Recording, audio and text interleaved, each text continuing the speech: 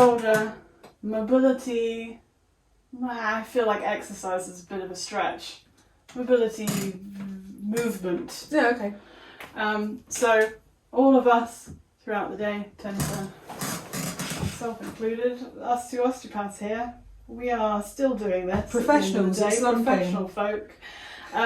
So a very basic, easy stretch that all of us can do is just shoulder rolls. Rolling shoulders up, back and down.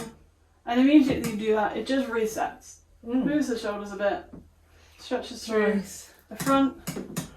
Stretches through your neck a little bit. You can just do that a couple of times.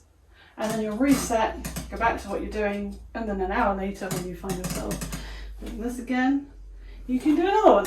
Okay. So it's low maintenance, low efforts, and as long as you're not throwing your shoulders around, you want to do it nice and Nice slowly. and controlled. Nice and controlled. Okay. You're very unlikely to do anything that's going to cause you mischief. Yeah. So what you can then do is sort of adapt it into a little postural strengthening exercise. So this is working on the muscles on the backs of the shoulder blades. Okay. So if you think of it kind of like the back of your shoulders like a kite, what you're thinking is you're imagining the backs of your shoulder blades are drawing down into your back pockets. Yeah. So what you can do to sort of visualize it is as you're rolling your shoulders up, back and down, you're then just drawing them down a little bit further.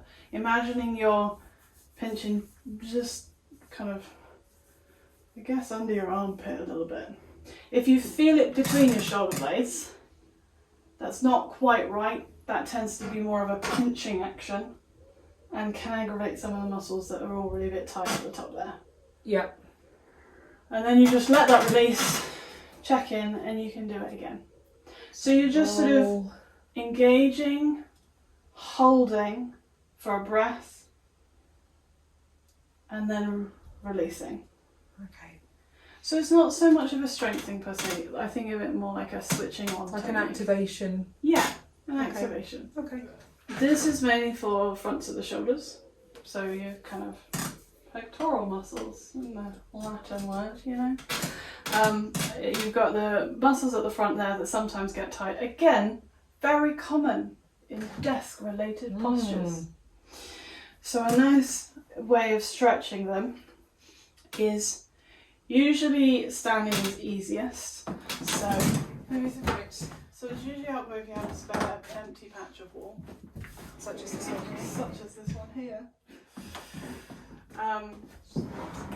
Always important to do this both sides. Doesn't matter if you're right or left-handed or your one side is tight and the other isn't.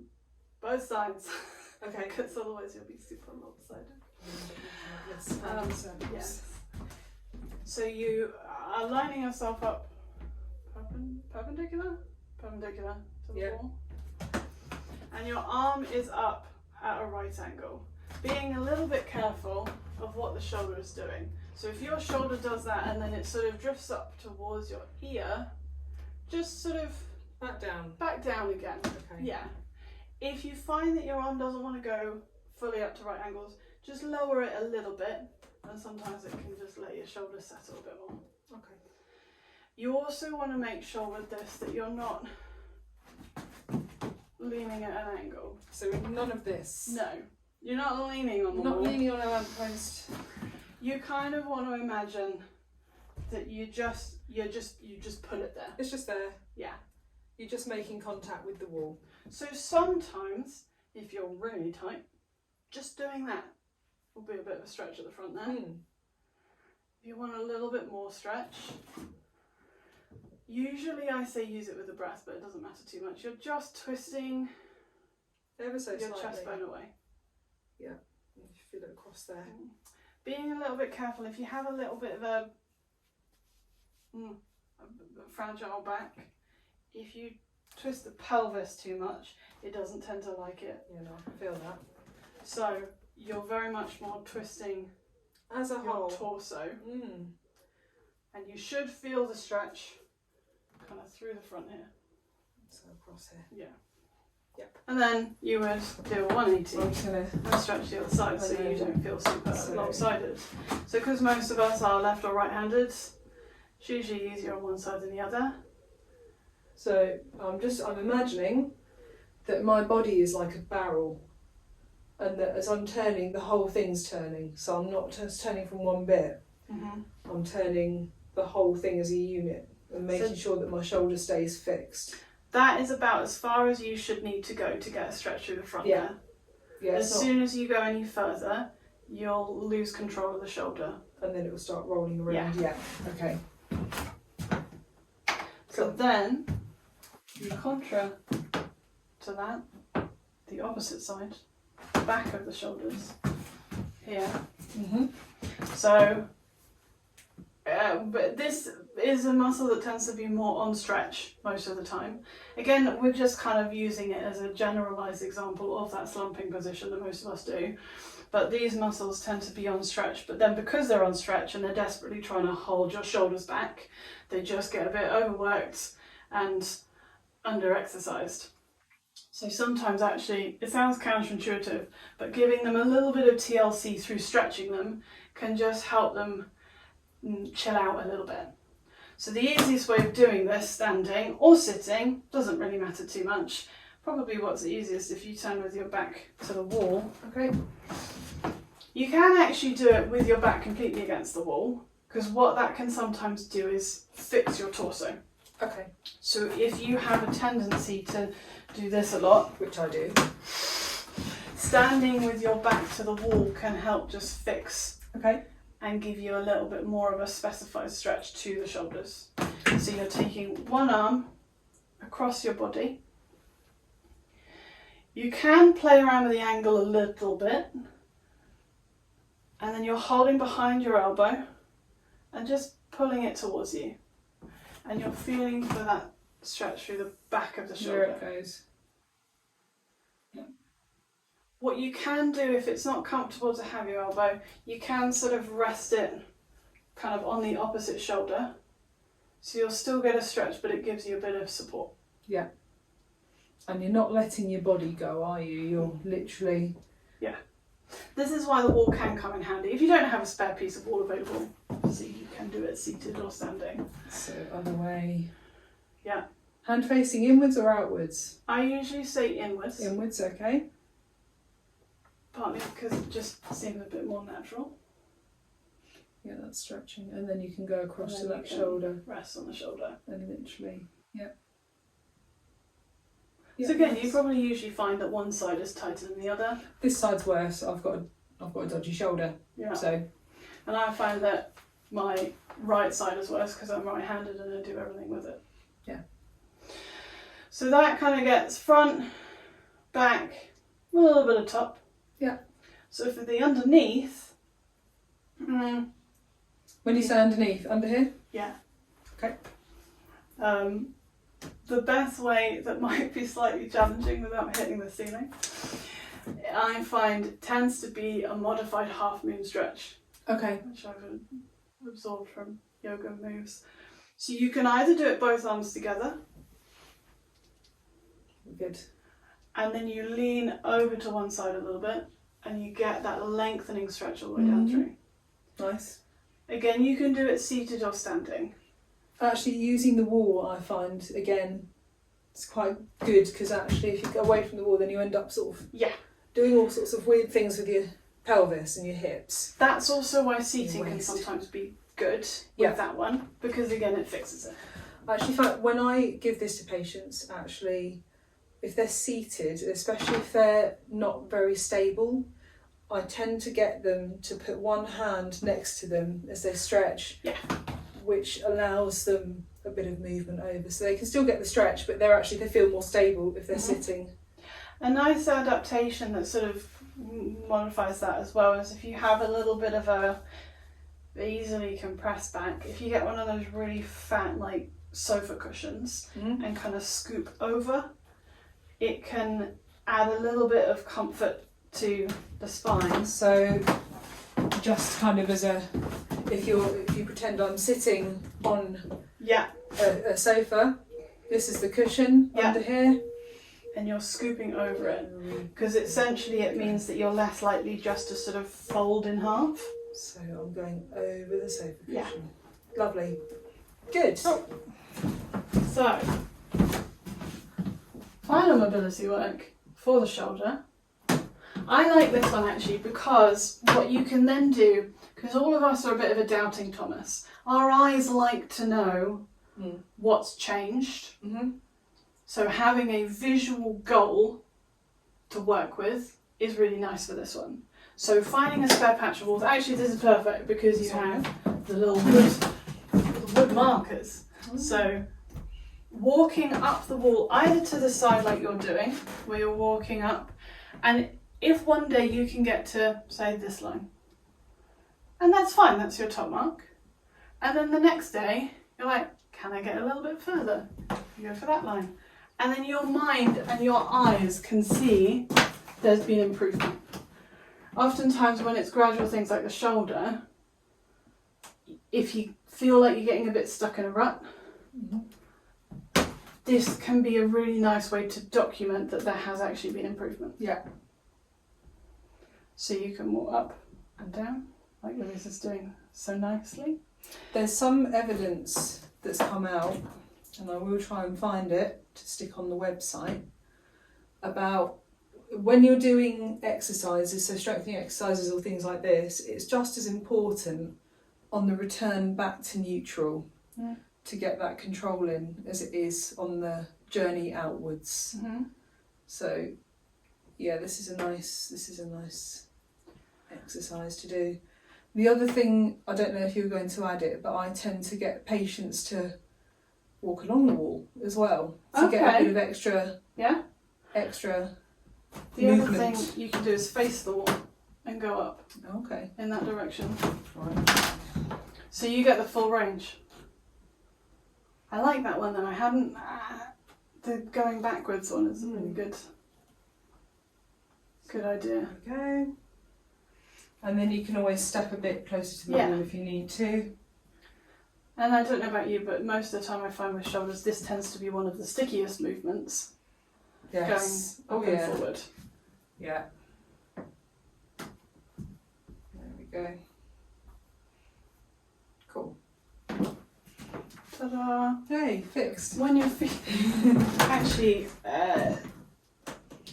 doing it forwards, just a little, again thinking of kind of next levels, is doing both together. Because what then you have to think about is what your back's doing. So it also gives you an idea of what both is, because one might go higher than the other. Absolutely fine. Doesn't mean you're broken. It just means that, you know, one side gets more use than the other. But what it also does is highlight the compensation. Because if you find that you can get a really long way just one at a time, but when you add in both together, you're not going as far. Yeah. It changes the focus slightly. Yeah. So another good exercise for a really nasty shoulder that doesn't really want to do too much. So nothing above head height, nothing too strenuous. I tend to say to patients a tin can does the job. So can of baked beans, can of soup, something of that ilk. And you just literally, whichever shoulder's your bad one, it's good to do it with both as always, just like nice and balanced, but just keep that weight in your hand. You want to lean on something like this chair and you just want to let that shoulder go completely. So it's a case of really relaxing and allowing your body to just sit in and just get used to being that relaxed. We're not very good at relaxing, so we tend to kind of go, oh, I need to hold it. Let that shoulder go and let it just move around like a pendulum. They're small movements. That little tiny bit of weight through that shoulder will provide just a slight bit of traction, which shoulders tend to appreciate. Not all of them, but most of them. And just those little movements. With a shoulder that's a bit easier, you can sort of just encourage that movement a bit more. You can experiment with the angles. And you can just encourage a bit of movement through the shoulder by doing that. So that's quite a good one. What we could possibly also say is, if you're not too sure about doing it straight with a weight, you could just try it. You could Like do it just with a free arm. A free arm Absolutely. first. So you don't have to start with a weight. You can just do it with the free arm. Yeah. Okay, so a slightly more global, holistic, generalized stretch that gets shoulders and a little bit of spinal mobility. If you come and have a lie down on your back, okay, with your knees up and your feet flat. I would recommend not doing this on a hard floor. You can do it on a carpet, a yoga mat, or on your bed in the mornings. It's quite nice to just kind of get things moving. So usually it's good to be able to have your arms all the way out. I'm going We're going to scoot over. There we go. Perfect. Okay. So sometimes just lying like that can be super comfortable. You have your head nice and supported. Generally this is a slightly more comfortable position for backs with your knees up, feet flat. And you can just let your arms relax into that more open position. So if you feel quite tight through the front of the chest, just gently breathing into this. I usually go in blocks of 3 just because it's an easy number to remember. It can just help open out the front of your chest. If you want to add a little bit of a twisting stretch to it, just let your knees drop together and just gently rock your knees side to side. And very much going as far as you feel confident going. So sometimes people only want to do a little bit of a mobility like this, but what it's doing is you're getting that full kind of opening and lengthening stretch down from your shoulder, through your spine, all the way down to your lower back and hips. Some people will just be really easily able to drop your knees completely to either side. If you can do that, great, that's really good. It's not the goal. The goal is more for just lengthening and stretching. And like Louise is doing so beautifully, going gently and each time just encouraging a little bit more I'm movement. just kind of listening. My left sacroiliac joint's a bit dicky at the moment as well because I twanged it earlier. So I'm making sure that I'm keeping my back, my lower back, pressed against the floor. So I'm not allowing it to arch upwards. But I'm just listening to that sacroiliac joint. It doesn't like going right. So for me at the moment, I'm not pushing myself too much because I know I'm going to end up potentially having a bit of bother. So British. So I'm just being mindful and listening to as I'm going this way. There's a bit of resistance, so I'm just gently working through it. A little adaptation that can sometimes help if you're not too sure, for a bit more stability.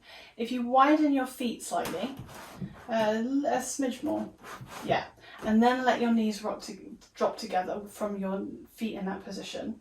So kind of like having a slightly wider stance when you're standing helps with balance. This also helps just reduce the instability of the rotation. Okay. So you can still drop your knees to either side, but you've just got that a little bit more of a barrier to that uncontrolled flopping either side. And there's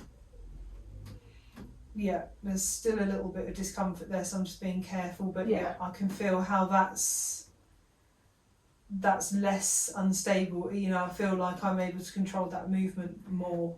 Often with these things, it can be very tempting to want to be like, oh my gosh, I need to touch the floor. But as Louise is saying, it's much more important to listen to what your body is capable of at that time. Rather, like the people you see on videos who are touching their knees to the floor might wake up some days and think, today's not the day. And that's not the day they then film the video on. Yeah, exactly. So, that's a really nice one for having open out through, and you get a nice bonus stretch through the lower back. Yeah. If you're just wanting to focus on the lower back, just bring your hands to the sides and just let the lower back go. It's the same thing again. Mm-hmm. Just gently. Oh, that's my shoulder. See, that's easier because I've just got that little bit of support from those arms. Mm-hmm. So my left sacroiliac is now able to release a bit more as I'm going. So that sort of also highlights how much we subconsciously stabilise with our shoulders and upper back. So actually by having them open, and meaning that they're not able to stabilise in that the subconscious way they usually do, it's one less thing for them to be doing. So we're trying to utilise the muscles that are actually designed to do that rather than artificially support them. Yeah. So again, it's quite a feel for how you go with it, and you can build it up, which is the most important thing with these. It's not about kind of forcing yourself to do it. It's just building up with where you're at that time. Yeah, cool. Again, with this sort of thing, I mean, loads of people tend to ask me, like, how much do I do it? How long do I do it for? Partly that depends on where you're at. I usually go with rules of 3 because it's an easy number to remember. But also because I feel like 3 isn't so many times that, unless obviously if you're throwing your body around, you're more likely to do yourself an injury. But 3, generally speaking, if you keep it controlled, it's not so many times that if it's not loosening or you're feeling like it's aggravating it, it gives you enough time to see whether actually after the first one it does loosen.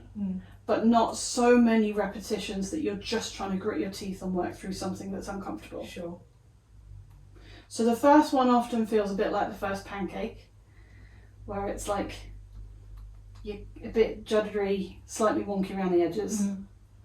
And then your pan's heated up and you've warmed up and your muscles are warmed up and it gets smoother. Yeah. If any of these exercises you do more than 3 times and you're just thinking, it's not getting better and it's really uncomfortable, it probably is not a good idea for you to be doing.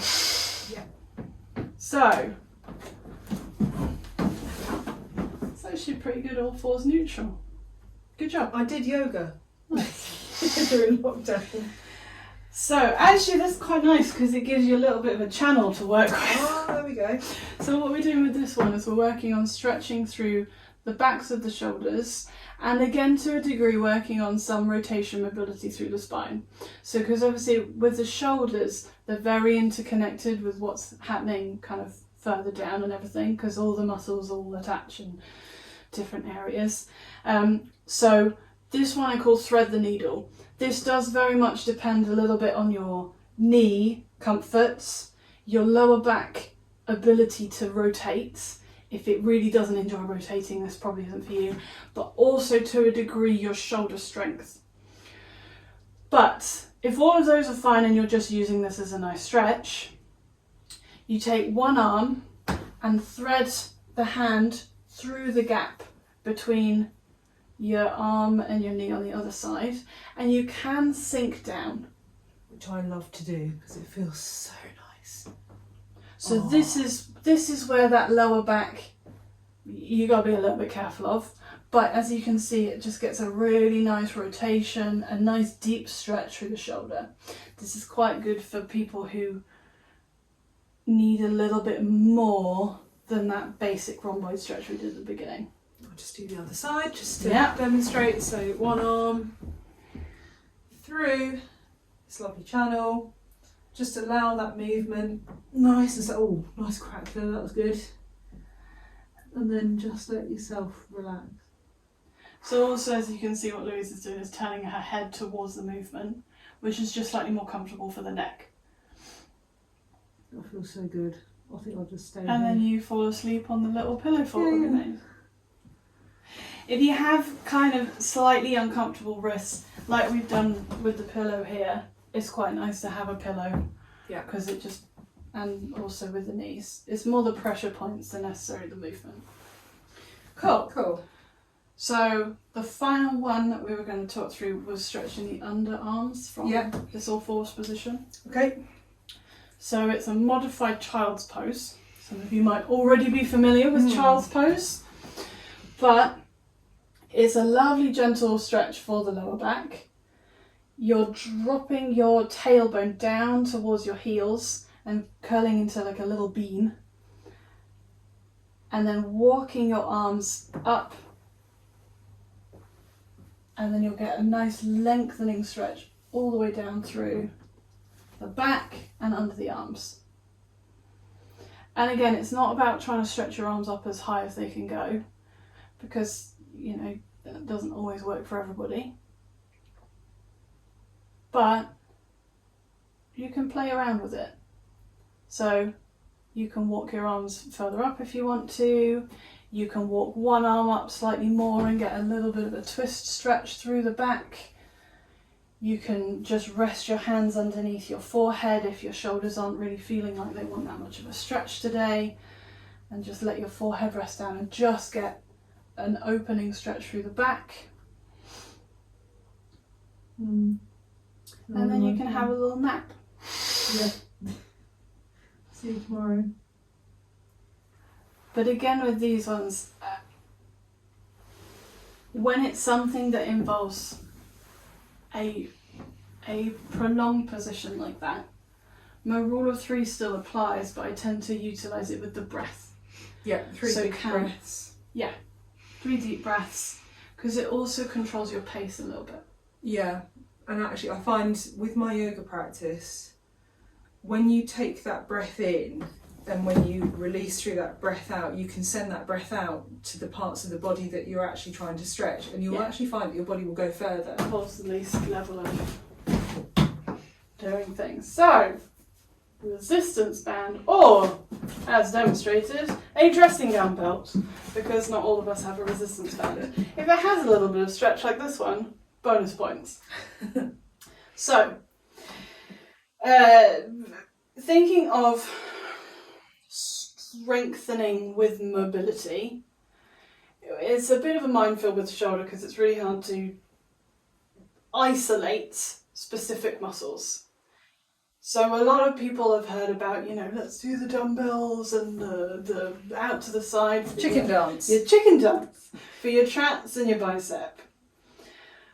When we're thinking about strengthening from slightly more generalised perspective, for your average posture, going about your business at home, most of us don't really need to do lots of dumbbell lifts for the biceps. We're thinking more about your kind of postural support muscles, the ones that actually help support your shoulder into a more comfortable, neutral position throughout your standard day. So those are these ones kind of through the back here, and the ones we were talking about earlier with the shoulder drop down. Yeah. Adding the resistance band in, or a dressing gown belt, just adds a little bit of extra effort that helps you target the muscles, but kind of like what you were saying with the tin can, it's not so much that you're really having to work super hard, it just allows a little bit more to try and switch them on and activate them, rather than just plain doing the movement. So the first one, I mean, all of them will show standing. You can do them lying down and you can do them sitting, but standing is nice and easy. Yep. I would suggest doing this one with your back against the wall again, because again, what we're thinking of is giving your brain as little to think about as possible. Okay. Because it means that you can focus as much as you can on the muscles we want to do. Mm-hmm. If you're having to really think about how you're standing and what your lower back is doing and your knees, that's great, but for beginners, less helpful. Keep it simple. Yeah. Cool. So I call this the dumb waiter. I don't know why, it's just the one that I came up with. What we're working on is opening out through the front of your shoulders and strengthening a little bit through the back. Okay. So I would always recommend making sure that you're nicely lengthened as you are, and just do a little mini shoulder roll, just to check that your shoulders are not up by your ears and just let them come down again. Then you are bending your arms kind of like a robot. So what you want with the resistance band is, it's a little bit baggy to start with, because what we're going to be doing is opening the arm out and away. Okay. So I would say start with one and then we'll do both. So that's perfect. You've got a little bit of resistance, starts a bit baggy, but it's not so much that you've kind of got to here and can't go any further. So you're getting mobility through the shoulder, you're keeping your elbow lovely and tight against your waist, and you're keeping that nice support through this side. That's really good. So you get a bonus stability through there. You can pick and choose how you do it. If you do one side and then the other, count how many you've done. What I tend to do is alternate, because I lose track of how much I've counted. 1. Yeah. Like that. Yeah. 2. So again, with this one in particular, because we're adding some resistance, what I always recommend is coming all the way back to neutral first. Right. Always start from neutral, so you're not sort of halfway through a movement and then drifting onto the next one. Just being a little bit careful of what you're heading next to it. But that's lovely. So you should be able to feel a little bit of opening through the front and a little bit of engagement through the back of your shoulder. Yeah. Perfect. So you can do that one at a time, or you can then do it both together. So when you add both together, this is when the wall comes in handy, because what it means is you can feel if you want to go like that. Yeah. Which we don't want to do. And that's really good. Again, it doesn't have to be exactly even, because you might be a little bit stronger on one side or the other, but if you can aim for it to be even. My rule of thumb with any of these exercises, if you can do it without looking, that's better. But if you need to look just to see where it has, you can look once the first time, and then after that you have to do it by feel. Yeah. That's lovely. Good. Blocks of 3.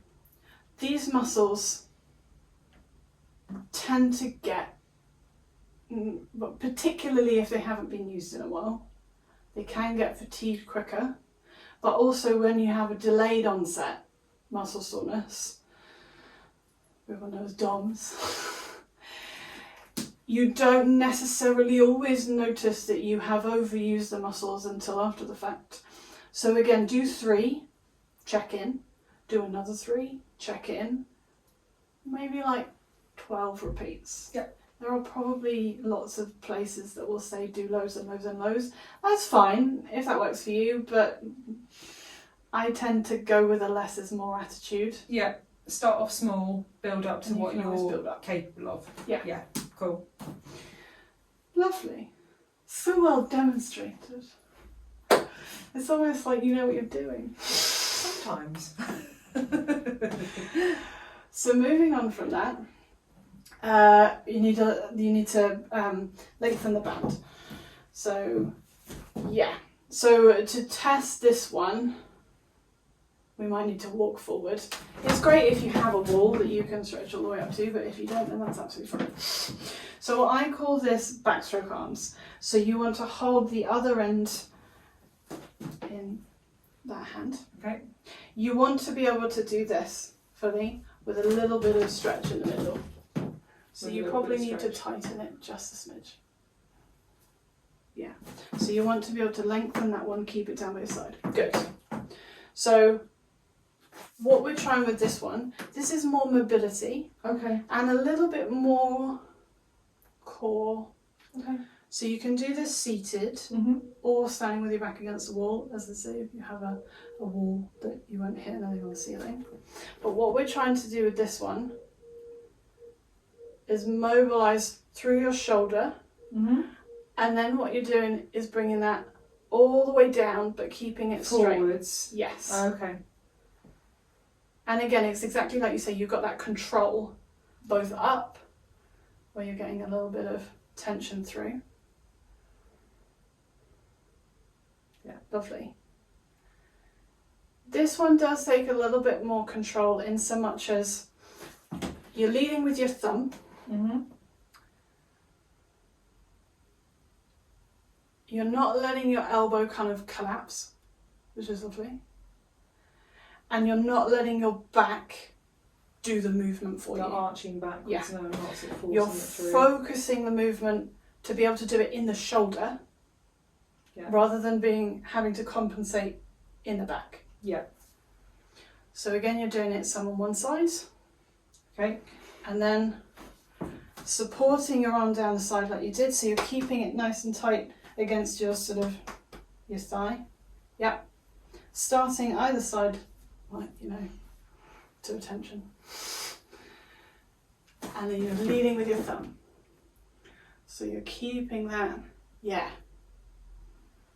Yeah.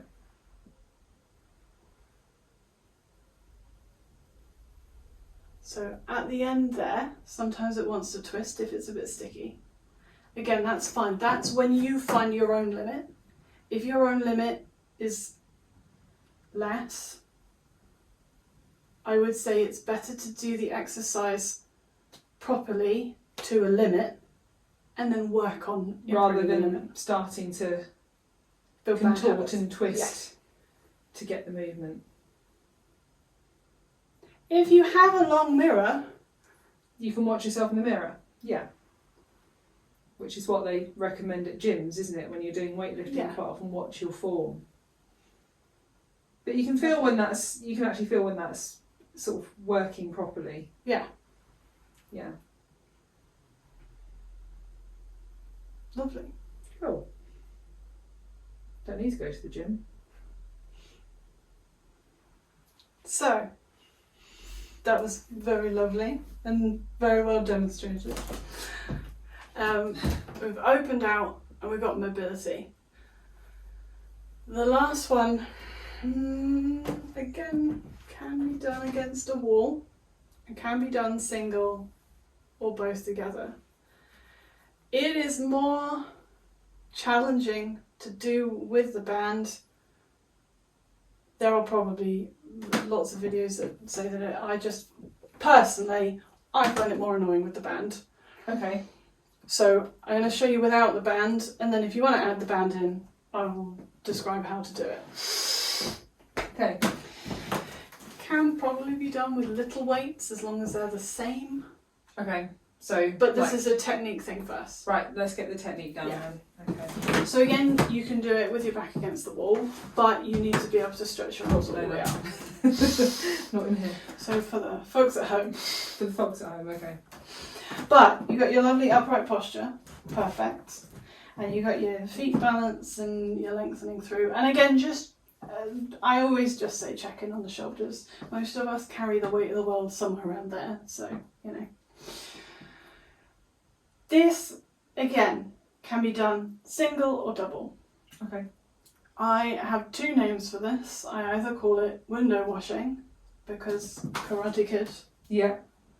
or snow angels, depending on. Okay. You see what I mean? Depending on how you're feeling. Essentially, I think of it as working on your angel wings. Okay. Here. So these are the similar muscles that we were talking about, where you're drawing that shoulder blade down in the back pocket. Yeah. It's that same kind of neck of the woods. Okay. So what you're doing, again, keeping that nice posture through, you're starting with the same movement we just did, raising that arm up and overhead. Lovely. And then what you're doing is imagining there's a tennis ball under your armpit, and you're drawing your elbow out, down to the side, keeping your palm forward as long as possible, so you get an opening through, and you're squeezing down, and then letting your arm come all the way back down. Okay. So this is, you can see how this would be quite nice to do against a wall or on the floor, Yeah. because you get that sort of support at the back there. Yeah. So then you do the other side.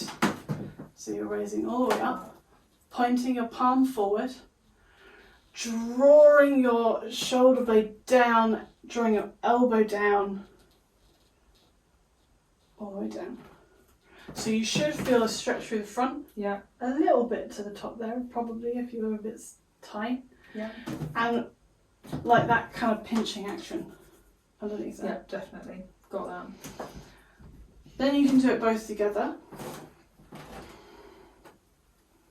Lovely. So again, palms turn forward. And this is when it's the sort of snow angel movement.